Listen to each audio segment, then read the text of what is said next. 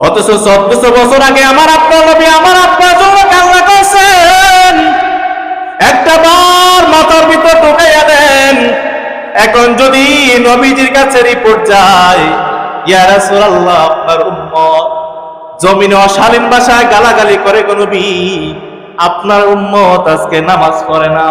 ইয়া রাসূলুল্লাহ, আপনার নবী আপনার উম্মত সুৎখায়। ইয়া রাসূলুল্লাহ, আপনার উম্মত দুর্নীতিবাজ। ইয়া রাসূলুল্লাহ, আপনার উম্মত ঘুষ খায়।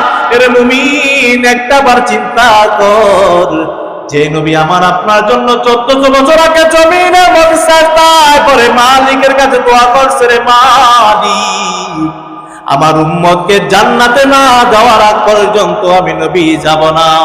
যে নবী আমার আপনার জন্য এত এত কান্না করে দুনিয়া থেকে বিদায় নিছেন, আজকে আমরা এই নবীর উম্মত হইয়া কেমনে রে এত খারাপ কাজ করি, ঠিক না?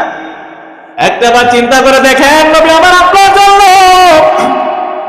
তায়েফের ময়দানে নিজের রক্ত ঝরাইছেন, উহুদের ময়দানে নিজের ডান্ডা মুবারক শহীদ করছেন। এর নবীর উম্মতের দল, আমরা নবীর জন্য কি করতে পারলাম?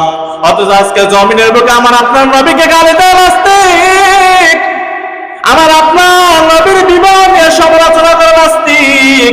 কিন্তু আমরা উম্মত হওয়ার পর মনের ভিতরে ব্যথাই আসে না।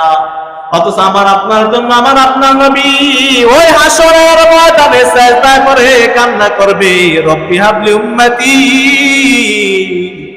রব্বি হাবলি উম্মতি। আল্লাহ, আমার উম্মত, আমার উম্মত, আমার উম্মত, আমার উম্মত। যে নবী সিজদায় বসে বারবার আমার আপনার জন্য কান্না করে, কিন্তু এর দুনিয়ার ইমানদার, আমি আপনার নবীর জন্য কি করতেছি? অথচ সাহাবায়ে কেরামরা নবীর সংস্পর্শ পাওয়ার পরে আল্লাহ দুনিয়াতে জান্নাতে সার্টিফিকেট দিয়ে দেয়। অথচ সাহাবায়ে কেরাম নিজের জীবনের চাইতে, নিজের মালের চাইতে, নিজের চাইতে, নিজের পরিবারের চাইতে সবচেয়ে বেশি আমার আপনার নবীকে ভালোবাসতে।